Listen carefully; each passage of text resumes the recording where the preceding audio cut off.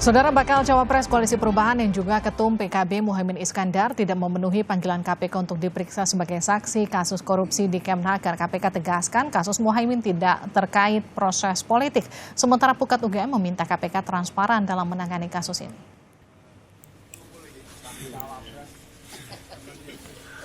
Bakal cawapres Koalisi Perubahan yang juga Ketua Umum PKB Muhaimin Iskandar batal menjalani pemeriksaan di KPK. Caimin tidak bisa hadir di Gedung Merah Putih KPK karena ada kegiatan di luar kota.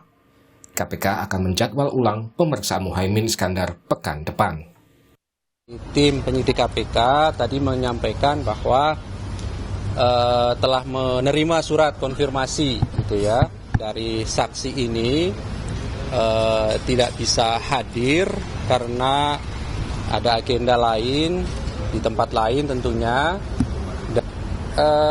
Oleh karena itu, tim penyidik tentu akan menjadwalkan kembali pemanggilan terhadap saksi ini nanti minggu depan, gitu ya. Jadi bukan di hari Kamis tanggal 7 September, sebagaimana permintaan dari saksi, tapi penyidik mengagendakan nanti di minggu depan. Dan tentu kami juga akan sampaikan kembali ya kepada saksi ini untuk hadir sebagaimana waktu nanti yang ditentukan. Caimin tidak hadir di KPK karena ada serangkaian agenda di Provinsi Kalimantan Selatan. Muhaimin Iskandar dipanggil KPK sebagai saksi kasus dugaan korupsi proyek pengadaan sistem perlindungan TKI di luar negeri. Kasus ini terjadi pada tahun 2012 lalu atau saat Caimin menjabat sebagai Menteri Tenaga Kerja dan Transmigrasi. KPK menegaskan pemanggilan bakal cawapres Koalisi Perubahan ini tidak terkait proses politik. Menurut KPK, penyidikan kasus ini sudah lama dilakukan. Sudah ada proses penyidikan, begitu ya. Yang itu dilakukan jauh-jauh hari sebelum kemudian ada isu-isu yang berkembang saat ini terkait dengan proses politik. Sekali lagi kami tegaskan, ini tidak ada kaitannya sama sekali dengan proses-proses politik dimaksud, begitu ya. Lembaga Pusat Kajian Anti Korupsi atau Pukat UGM menyatakan, agar kasus Muhaimin tidak menimbulkan kesan politis, KPK harus transparan dalam menangani perkara yang telah berumur 10 tahun ini. Sebaiknya Caimin datang, ya, tetapi KPK juga harus transparan. Bagaimana proses yang dilakukan oleh KPK atas kasus yang sudah lebih dari 10 tahun usianya ini, tiba-tiba kemudian kasus itu sekarang diproses. Nah, KPK perlu menjelaskan kepada publik, apakah perlu waktu 10 tahun untuk menyidik sebuah perkara sampai kemudian perkara itu naik ke tahap penyidikan. Menko Polhukam Mahfud MD menyatakan proses pemanggilan KPK terhadap Ketua Umum PKB Muhaimin Iskandar bukan politisasi hukum. Menurut Mahfud, Muhaimin dipanggil KPK hanya untuk diminta memberi keterangan. Dipanggilnya Muhaimin oleh KPK ini bukan politisasi hukum, tetapi proses hukum biasa. Ya. Karena menurut saya politisasi hukum itu artinya menggunakan hukum sebagai alat politik untuk kepentingan politik. Sedangkan ini kasus ini kan sudah lama dan terjadi ketika Muhaimin menjadi Menteri Tenaga Kerja. Ya, tersangkanya sudah ada. Jadi karena ini proses hukum, jadi menjadi sambungan-sambungan Muhaimin itu ya diminta memberi keterangan saja. Seperti dulu saya waktu Pak Akil itu di OTT, saya dipanggil juga. Orang berteriak, wah itu Pak Mahfud kena terlibat dalam kasus korupsi Pak Akil Mokhtar gitu. Lalu saya itu kesana. Selamat menunaikan ibadah sholat maghrib untuk Anda yang berada di wilayah Jakarta dan sekitarnya. Kita lanjutkan sampai Indonesia Malam. Saudara, kita akan dalami kasus pemanggilan Muhaimin Iskandar di kasus dugaan korupsi di Kemnaker 2012 bersama Sekjen Partai Nasdem Hermawi Taslim. Bang Taslim, selamat petang. Kita juga akan sapa mantan penyidik KPK Yudi Purnomo. Mas Yudi, selamat petang. Selamat petang, Mbak. Mas Yudi, ini kasus sudah lebih dari seabad, kenapa bisa muncul lagi pas banget sehari pasca deklarasi? Kenapa ini momentumnya yang pas atau ada maksud lain? Jadi Anda sebagai mantan penyidik KPK pasti lebih mendalami kasus ini. Ya, itulah yang menurut saya sangat menarik ya. Di tengah kondisi perpolitikan yang sudah mulai mengkerucut, sudah semakin pendek waktunya ke pemilu, ya tiba-tiba ya apa namanya ada pemanggilan terhadap salah seorang yang kemarin deklarasi. Ya tentu bagi saya ini dan juga bersama masyarakat yang lain kan menjadi tanda tanya ya. Apalagi kasus yang menarik gitu ya. Ini kan kasus yang kurang lebih 10 sampai 11 tahun yang lalu. Artinya ini bukan kasus yang butuh penanganan cepat ya, seperti misalnya OTT. Kalau OTT ya sudah tidak mungkin lagi bisa ditunda-tunda ya, karena kasusnya baru, butuh gerak cepat untuk mengungkap kasus ini, butuh penggeledahan di tempat-tempat yang dicurigai ada barang bukti, butuh orang-orang yang segera untuk ditangkap. Nah, artinya kalau misalnya kasusnya sudah terjadi gitu kan, saya pikir ritmenya itu bisa diolah lah gitu kan. Ini kan bagian dari strategi penyidikan menurut saya. Iya, jadi nggak mesti juga habis deklarasi besokannya dipanggil ya? Betul, ini kan suatu hal yang menurut saya kan sebenarnya kan kami penyidik gitu ya kan sudah paham lah mengenai kondisi, kan kami membaca berita ya kan, kami kemudian menganalisis dan sebagainya gitu kan. Hukum itu kan bukan artinya bahwa kita saklek gitu kan. Kita tentu harus ada strategi-strategi gitu kan, baik oleh penyidik maupun atasan penyidik ya, yaitu penyidikan maupun pimpinannya. Oleh karena itulah maka ya saya melihat bahwa apa perlunya atau urgensinya gitu ya dipanggil saat ini gitu untuk kasus yang 11 atau 12 tahun yang lalu. Itu saja pertanyaan yang harus dijawab oleh KPK. Kok ini kan tidak seurgen misalnya OTT gitu kan, seperti itu. Oke, Mas Yudi bilang, mantan penyidik KPK bilang apa urgensinya dipanggil saat ini di tengah situasi politik yang lagi rame-ramenya bahas Caimin baru deklarasi. Kalau Anda, Bang Taslim gimana? Ya, jadi menurut saya sangat wajar kalau masyarakat punya pertanyaan kepada KPK. Perkara sudah sedemikian lama, seperti tadi Yudi itu kan mewakili pandangan umum masyarakat. Tetapi biar kita positive thinking saja, menurut saya ini pemanggilan biasa untuk melengkapi keterangan tentang keberadaan Pak Muhaimin waktu itu. Walaupun timbul pertanyaan lagi, mau nanya itu kok nunggu 12 tahun, mau nanya itu kok menunggu setelah deklarasi. Jadi pertanyaan-pertanyaan seperti itu selalu muncul di tengah sikap kritis masyarakat. Tapi poin saya enggak apa-apa, kita cek saja, kita uji saja. Tadi dari kawan-kawan PKB saya dapat kabar Pak Muhaimin ada di Kabupaten Tanah Laut, Kalimantan Selatan. Beliau sudah terjadwal lama, dan mereka mengatakan mereka ingin cepat. Maka tadi juga mereka itu meminta hari Kamis. Tapi ini menjadi pertanyaan lagi. Biasanya KPK itu kepingin cepat, sekarang malah kepingin lambat. Ya kan? Jadi kita tidak mau seuzon, kita positif saja. Seperti kata Pak Mahfud, ini bagian dari proses hukum.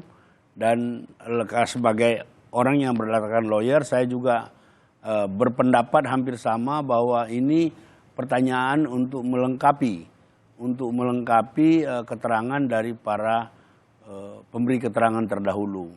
Sekali lagi, hal-hal yang seperti ini menurut saya harus ada cara bertindak yang lebih produktif. Seperti ini kan jelas mengganggu masyarakat kan. Karena Pak Muhaimin ini seorang pimpinan partai besar, punya banyak pendukung. Kalau dipanggil pada saat begini pasti muncul cara pandang Pak Yudi tadi itu mewakili banyak cara pandang. Saya juga banyak dapat. Bang Taslim, tapi gini, ketika barusan Bang Taslim menjelaskan cenderung lebih tenang, cenderung bagaimana kemudian mengamini jawaban Pak Mahfud bahwa ini sekedar meminta keterangan, meminta konfirmasi, bukan diperiksa. Ini dua hal yang berbeda kalau versinya Pak Mahfud. Tapi kalau tadi kita mendengar komentarnya Gus Coy, Ketua DPP Nasdem, Gus Coy itu lebih berapi-api dan menganggap bahwa ini jelas politis kalau kita lihat dari timingnya, kalau kita lihat bagaimana kemudian dikaitkan dengan tadi pernyataan dari Pak Yudi, Mas Yudi yang juga tadi menyatakan sebenarnya penyidik bisa memilih timing ya nggak mesti mepet-mepet juga, kecuali ini kasusnya OTT. Kalau itu benar, yang kita pertanyakan mengapa sekarang, kenapa tidak dulu-dulu atau nanti, ini kan sedang ada gawean yang bisa menimbulkan penafsiran macam-macam di masyarakat. Tetapi itulah KPK kita. Itulah KPK sekarang. Mau tidak mau kan kita harus terima. Ini KPK kita. Kita punya dengan berbagai kontroversi. Saya sebagai lawyer juga punya banyak sekali pengalaman di KPK. Aneh tapi nyata, tapi ya sudahlah. Kalau memang seperti ini, dan Pak Muhaimin juga sudah menyatakan akan datang untuk memberi keterangan. Sekali lagi yang kita pertanyakan, bukan seuzon, kita pertanyakan mengapa harus sekarang? Kan? Kenapa timingnya buru-buru setelah deklarasi? Kenapa timingnya setelah deklarasi? Kenapa kalau misalnya ini sprindiknya sudah keluar Agustus, ya kenapa bukan September? Gini, Bang Taslim, ini kan kasus lama 2012, sudah ada 3 tersangka. Koreksi saya kalau salah ya, Mas Yudi juga silakan dikoreksi. Sudah ada 3 tersangka. Dari awal ketika kemudian proses bergulir, dari mulai pemeriksaan saksi sampai penetapan 3 tersangka, kan nama Muhaimin Iskandar itu sudah mulai sering disebut-sebut. Ketika kemudian Nasdem mendeklarasikan, Muhaimin sama Anies, ini masuk pertimbangan Nasdem enggak? Kalau ini mungkin saja akan kemudian proses hukumnya bergulir setelah deklarasi. Gini, ketika Pak Anies memilih Pak Muhaimin, itu semua track record kita pelajari dan kita tahu ini perkara ini. Kita kan harus memilih. Kita harus memilih. Tentu memilih itu ada kemungkinan konsekuensi. Dan kalau seperti sekarang ini terjadi, tentu ke depan kalau misalnya ini terjadi apa-apa dan berlanjut, tentu kita juga harus ambil bagian dalam proses ini. Kenapa? Karena Muhaimin sekarang bukan cuma milik PKB, Muhaimin juga sudah milik Koalisi Anies, Perubahan. Muhaimin sudah milik Nasdem. Nah, itu sebabnya tadi saya koordinasi, saya coba telepon kawan-kawan, coba tenangkan mereka. Nggak apa-apa, kalau sudah pemanggilan seperti ini, sebagai warga negara yang baik kan beliau harus hadir. Tapi kita akan terus memantau, kita mesti terus mencari kedalaman, motivasi kenapa momentum seperti sekarang ini. Pertanyaan Pak Yudi tadi itu pertanyaan banyak sekali masyarakat. Bahkan sudah banyak suara-suara macam-macam untuk orang kecil, tapi biarlah itu berjalan. Sekali lagi saya bilang, ini KPK, ini KPK kita, mau kita apain? Ini kita punya semua. Saya ke Mas Yudi. Mas Yudi, kalau Pak Mahfud katakan ini hanya meminta keterangan, ini bukan pemeriksaan. Pemeriksaan itu artinya diduga terlibat. Kalau meminta keterangan kan hanya menambahkan informasi yang sudah didapatkan KPK. Tapi sebetulnya apa sih yang pengen digali dari Muhaimin kemudian ketika ada satu kasus di satu kementerian sampai menterinya dipanggil, seberapa besar informasi yang kemudian dibutuhkan? Ya, pertanyaan yang bagus ya. Bahwa kita masuk ke materi ya, mengapa sih seorang menteri harus dipanggil? Padahal pertanggungjawaban pidana kan pertanggungjawabannya lebih kepada tersangkanya. Ya. Nah, kalau saya melihat ya, dan ini sebenarnya Pak Muhaimin ini kan bukan yang pertama ya menteri yang dipanggil ketika ada kasus korupsi terkait dengan anak buahnya ya, sudah berapa kali ya. Keterangan yang diambil gitu ya, pertama tentu terkait dengan tupoksinya yang bersangkutan gitu ya, sebagai seorang menteri bagaimana pertanggungjawabannya terhadap misalnya anggaran ataupun pengadaan barang dan jasa yang ada di kementeriannya. Kemudian yang kedua terkait dengan penyidik ya, ketika menemukan ada keterangan saksi, ada barang bukti, tentu ini akan dikonfirmasi ya kepada yang bersangkutan. Apakah yang bersangkutan ini itu mengetahui seperti itu. Kemudian yang ketiga yang paling penting adalah bahwa dalam polemik yang terjadi, saya melihat bahwa kita harus mengedepankan asas praduga tidak bersalah. Dan kalau tadi saya katakan beliau itu bukan hanya untuk melengkapi berkas ya, tapi beliau dipanggil jelas kok sebagai saksi. Artinya dia dianggap ya oleh penyidik KPK ya orang yang mengetahui, melihat atau menyaksikan terjadinya suatu peristiwa pidana, dalam hal ini korupsi yang ada di Kemenaker Trans. Tapi ya terkadang ya kita ingin melihat ya sampai sejauh mana keterlibatan yang bersangkutan sampai tadi saya katakan urgen untuk dipanggil. Apakah misalnya keterangan-keterangan dari sekjen nggak cukupkah dari sekjen ketika saat itu? Apakah keterangan dari misalnya panitia pengadaan barang dan jasa sudah cukup dan sebagainya? Ini kan sebenarnya yang harus dikelirkan gitu. Karena sampai saat ini saya sendiri melihat ya dari pemberitaan belum melihat hal yang urgent gitu kan. Belum ada orang-orang yang terkait atau terlibat itu berbicara di media bahwa mereka mengetahui keterlibatan dari Menaker Trans saat itu, misalnya dalam hal menyuruh melakukan, gitu kan, atau kemudian berhubungan dan sebagainya. Jadi saya belum melihat hal yang seurgent itu. Gitu. Kalau misalnya ternyata kemudian dipanggil hanya untuk yang berbicara secara formal mengenai tanggung jawab sebagai menteri, kemudian proses pengadaan, saya pikir itu bisa dilakukan oleh saksi-saksi yang lain, sekjen saat itu misalnya seperti itu. Namun sekali lagi kita kembali bahwa hukum harus tegakkan walaupun langit runtuh, artinya bahwa ya ini sudah dipanggil, ya tentu KPK harus memeriksa. Tidak mungkin untuk tidak diperiksa seperti itu. Mas Yudi, ini kan sejumlah lembaga anti korupsi kan menyatakan oke, periksa aja Caimin, tapi kemudian dibuka setransparan mungkin proses pemeriksaannya gitu, proses penyidikannya. Anda melihatnya gimana? Ya, memang benar. Ini kan surat panggilan sudah dilayangkan. Tidak mungkin itu dibatalkan. Justru nanti akan membawa hal yang buruk lah bagi nama KPK ya. Nah, tapi saya melihat bahwa pasca ya pemeriksaan gitu kan, tanpa membuka hal yang rahasia gitu ya, cari material, itu KPK harus membuka. Ya, misalnya terkait pertanyaan-pertanyaan apa yang urgent, yang harus ya hanya bisa dijawab oleh Caimin ini. Oke, gitu. Terakhir nih ke Mas Yudi sebelum saya ke Bang Taslim. Mas Yudi, ini kan kasusnya udah lebih dari 1 dekade ya, sekitar 11 tahun kasusnya di 2012, sekarang udah 2023. Sebagai penyidik KPK dulu, emang seberapa susah sih nyari data, bukti yang sudah terjadi lebih dari 1 dekade? Kalau saya Mbak, selama di KPK, saya tidak pernah menangani kasus sampai lebih dari 5, 6, 7 tahun. Misalnya kasus Senturi itu kan setelah beberapa tahun gitu kan, kemudian IKTP nggak ada yang lebih dari 10 tahun. Makanya ini bagi saya juga pengalaman menarik. Mengapa kalau udah lebih dari 10 dekade saya nggak tahu apa saksinya masih ada, apakah saksinya masih bekerja atau pensiun, apakah masih hidup atau meninggal, dokumen-dokumennya seperti apa, itu tentu akan ada kerumitan sendiri. Tapi itu teknis lah. Sekarang yang dilakukan adalah sudah ada tersangkanya ya, artinya dalam ekspos ya sudah ada bukti-bukti terkait dengan tersangkanya tersebut. Nah, tapi sekarang apakah ada keterlibatan pihak lain? Ya, inilah yang akan ditelusuri oleh penyidik. Walaupun memang perdebatannya adalah apakah momentumnya tepat atau tidak, seperti itu, Mbak. Sebenarnya lebih ke momentum ya kalau Anda menekankannya, Bang Taslim. Setelah ada pemanggilan KPK, ada pernyataan dari Caimin langsung nggak ke Pak Surya Paloh misalnya atau ke Anda dari? Nggak ada pernyataan apa-apa. Karena ini sebuah peristiwa biasa, pemanggilan biasa, dan kepada teman-teman PKB memang kita memberi saran supaya datang dan seterusnya.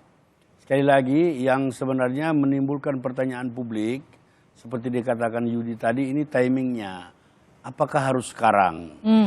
Setelah sekian tahun, apakah harus sekarang? Nah, itu menimbulkan berbagai spekulasi di tengah menurunnya pandangan dan kepercayaan masyarakat terhadap KPK. Jadi sebenarnya kita prihatin, kita sayang dengan KPK.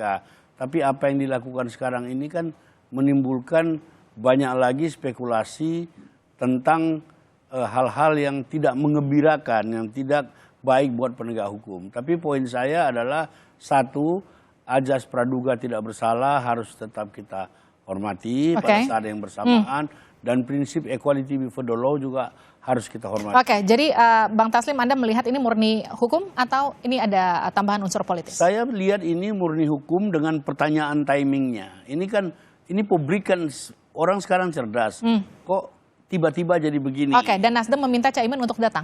Kita minta Caimin untuk datang karena surat panggilan itu sudah diterbitkan, harus dilaksanakan. Kita minta Caimin datang dan apabila manakala Caimin membutuhkan teman dialog, membutuhkan bantuan dan segala macam, kita ini sudah bersama-sama. Oke, terima kasih Bang Hermawi Taslim. Terima kasih juga Mas Yudi Purnomo sudah bergabung bersama kami di Sapa Indonesia Malam.